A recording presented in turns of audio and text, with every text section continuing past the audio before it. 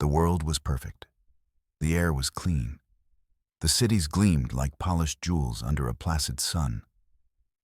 Humanity lived in a state of gentle contentment. There was no war. There was no crime. There was no suffering. The benefactors had made sure of that. They arrived in silent silver ships generations ago. They saw a species tearing itself apart. So they gave humanity a gift. They gave humanity peace. This peace was a soft, warm blanket over everything. It smoothed the sharp edges of life. Ambition became a quiet hobby. Passion was a gentle preference. Grief was a fleeting, shallow ache. The benefactors had snipped the wires for pain, but they did not realize those wires were connected to everything else. Humanity was safe. Humanity was calm. And humanity was devastatingly, profoundly bored. The trains were never late, which was nice. A little too nice. Elion was the keeper of things no one wanted. He was an archivist in a world with no history. His library was a tomb of forgotten data, disks and crystals from the age of chaos, the time before the benefactors arrived. He spent his days cataloging useless things, old tax codes, terrible poetry, recipes for food that could actually raise your cholesterol. Most of it was digital dust. But one day, he found something different. A small, obsidian crystal with no label. He placed the crystal into a reader. He expected another spreadsheet or a forgotten political speech. Instead, there was music. It was not the calm, looping ambience of the benefactors. This was a chaotic storm of sound. A human voice, raw and loud, sang of loss. A guitar screamed with something like joyful anger. Elion felt a strange pressure build behind his eyes. A tightness gripped his chest. He stumbled back from the console. He did not know the name for this feeling. He did not know it was sadness. And it was the most beautiful thing he had ever felt. Lyra walked the same path every day, from her living block to her nutrient cafe, then to her work pod. Her life was a perfect repeating pattern. It was a good life, a calm life. She never felt sad. She never felt angry. She never felt much of anything. But sometimes she would look at the sky. She would see the smooth, silver lines of the benefactor's spires.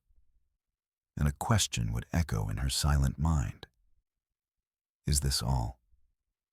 One morning, that question became an answer. A flicker of sound passed through the city's audio system. A maintenance glitch. It was less than a second of forbidden noise. A fragment of Elion's ancient song. Lyra heard it, and something inside her broke. The pattern of her day shattered.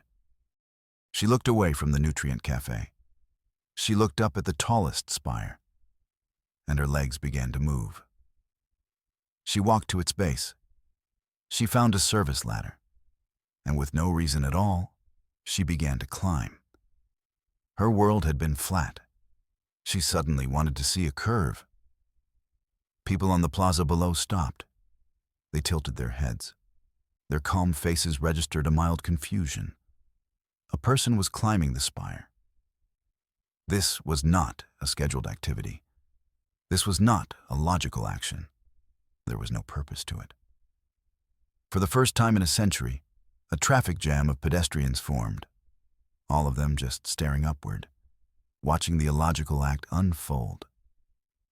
It was a bug in the code of their perfect day. Lyra kept climbing. The wind felt new. The height felt real.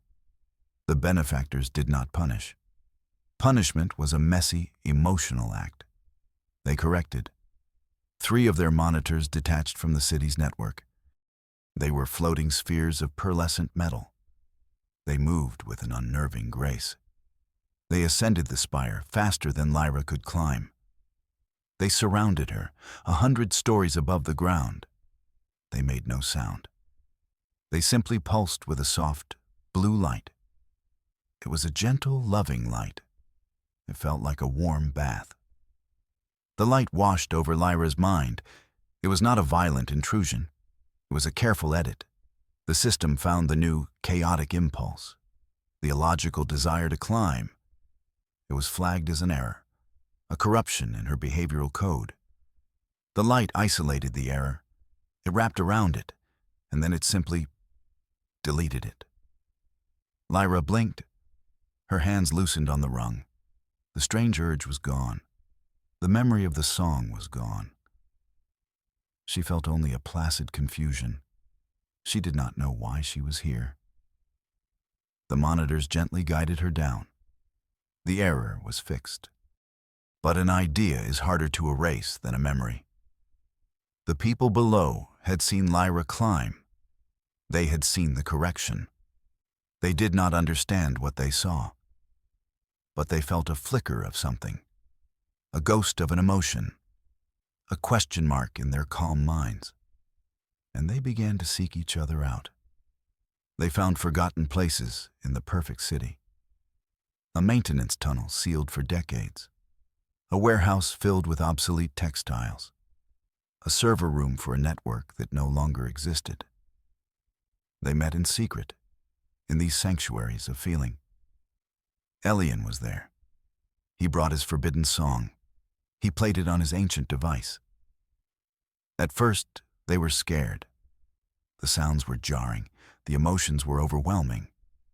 A woman began to cry, and her friends did not know how to comfort her.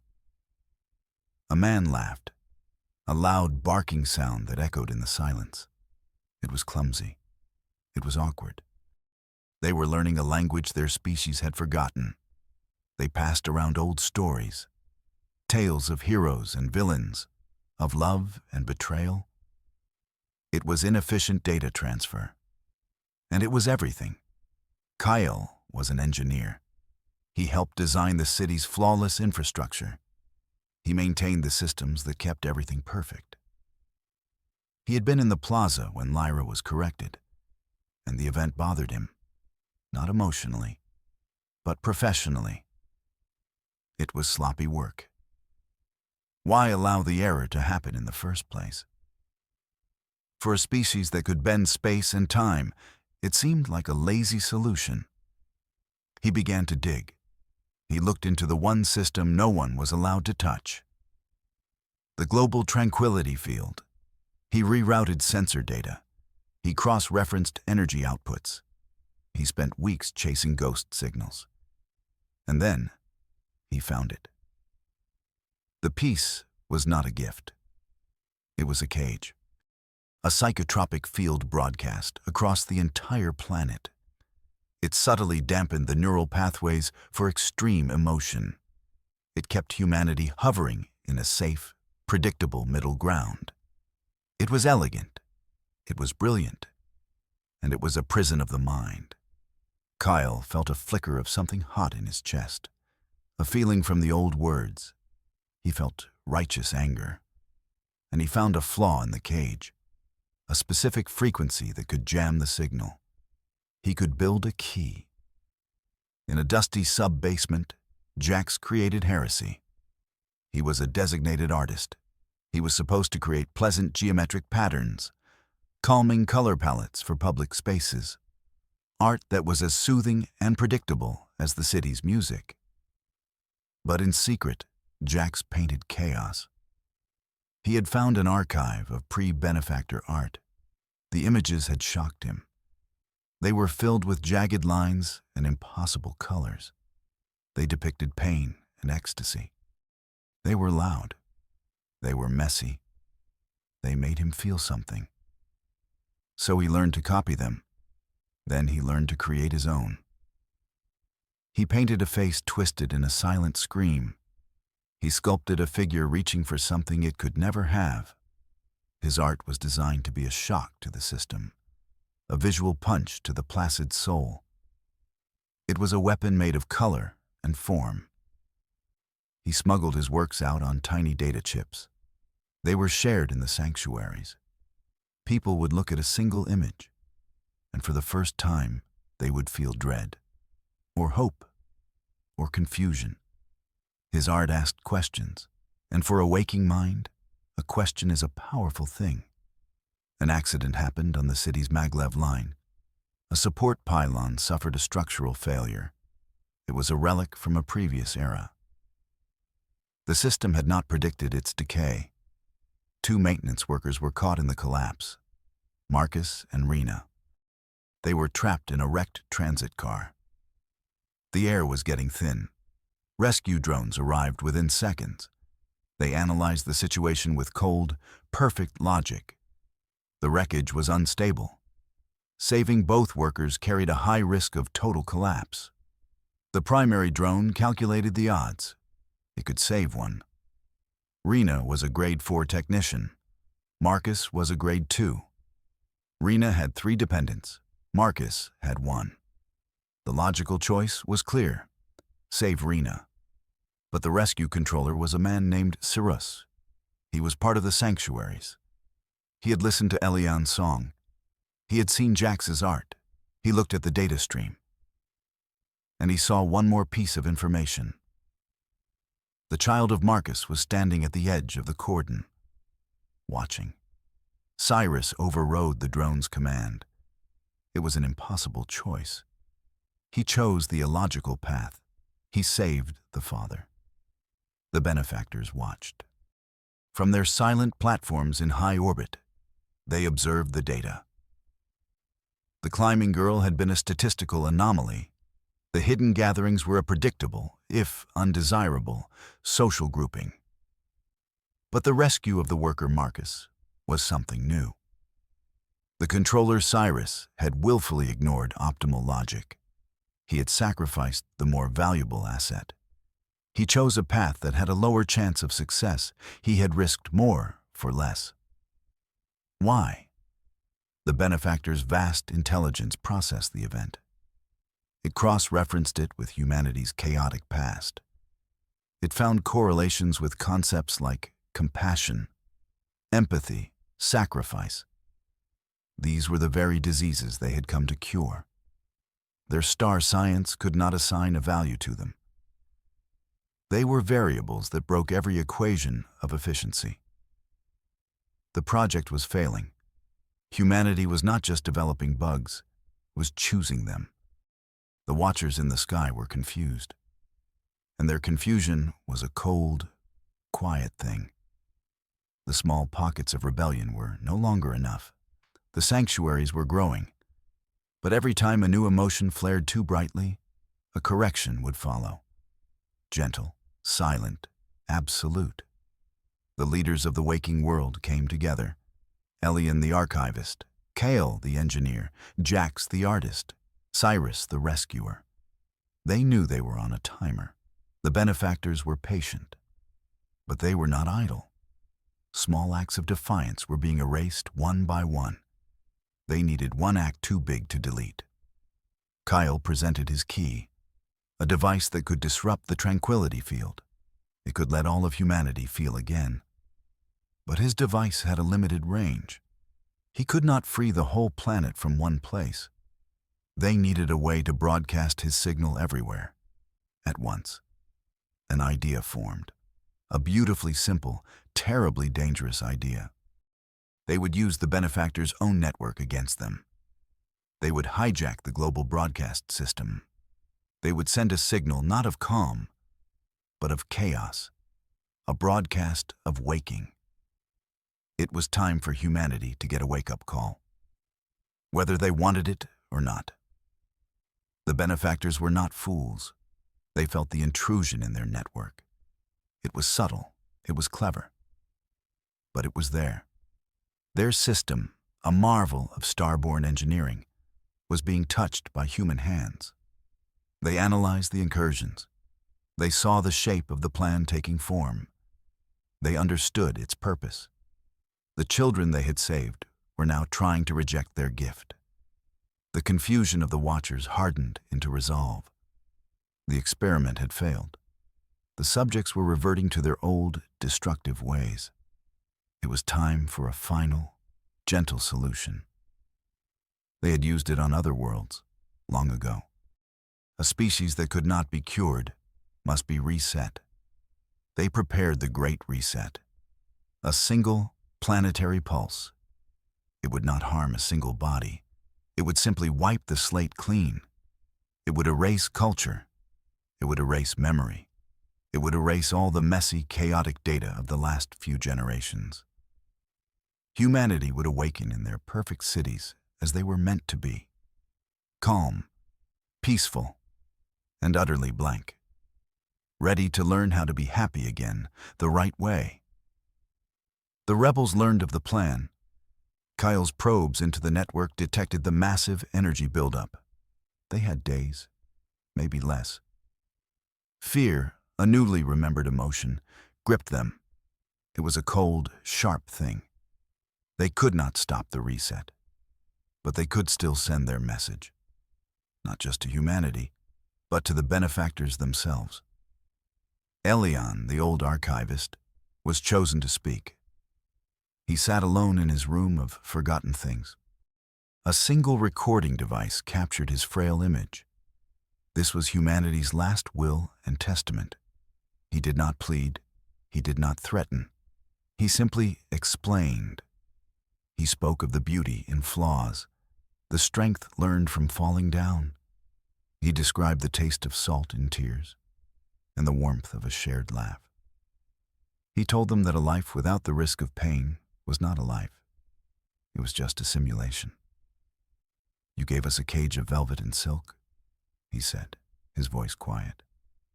"But a soul needs jagged edges to feel real. A perfect circle has no place to hold on." He was explaining the worth of a jagged soul. A final message in a bottle, thrown at the stars. The moment arrived. Kyle stood before his console. His face was pale in the glow of the screen. "Are you ready?" he asked the silence. There was no answer. There was only the plan. He activated his device. A cascade of code flooded the benefactor network. For a few seconds, there was a fight. The benefactor's automated defenses tried to push him out. But Kyle had built his key perfectly. A digital lock clicked open. The network was theirs. The broadcast began. It was a beautiful, terrible noise. From every speaker, in every home, every street, every pod, the sound erupted. It was Elion's forbidden song. It was the sound of a cheering crowd from an ancient sports game. It was a mother singing a lullaby. It was a general shouting orders. On every screen, Jax's chaotic art burned into view. A symphony of human static washed over the planet. The tranquility field fractured. It shattered like glass. And 7 billion people looked up from their calm lives. Feeling everything at once, they felt terror. They felt joy. They felt alive. High above the earth, the benefactor monitor processed the chaos. Its function was to preserve peace. Its mission was to heal a broken species. It now watched that species embrace its own sickness. It watched riots of pure joy break out in one city. It watched people weep openly in the streets of another. They were not fighting each other. They were just feeling. The monitor had received Elion's message. It analyzed the concept of a jagged soul. The logic was paradoxical, inefficient, self-destructive, but it was the only data that explained the scene below. The command to initiate the Great Reset was ready. A single impulse was all that was needed. The monitor could restore order. It could wipe the slate. It could begin the beautiful experiment again. But the archivist's words echoed in its crystalline mind. A perfect circle has no place to hold on. The cure was being rejected by the patient. What is the purpose of a doctor who is not wanted? The monitor had to make its final decision. Erase the flawed data, or accept that the experiment, in its own illogical way, was a success. The massive ships of the benefactors began to move. They hung in the sky like silver gods. On the planet below, Humanity paused its beautiful, chaotic outburst. They looked up, expecting the end, expecting the final, gentle correction. The ships did not power their weapons. Their lights did not flash with menace. With a silent, impossible grace, they turned. They faced the deep, dark void from which they came. One by one, they folded space. They winked out of existence. And then, they were gone. The sky was empty. For the first time in living memory, there were only the stars. The silence that fell was not the silence of the benefactors. It was not an enforced calm. It was a quiet full of possibility. A blank page. The people looked at each other. Strangers in the streets. Their faces were messy with tears and laughter. They were terrified. They were exhilarated. They were free. Free to build their own future. Free to make their own mistakes. The long, silent peace was over. The beautiful, terrifying dawn had just begun.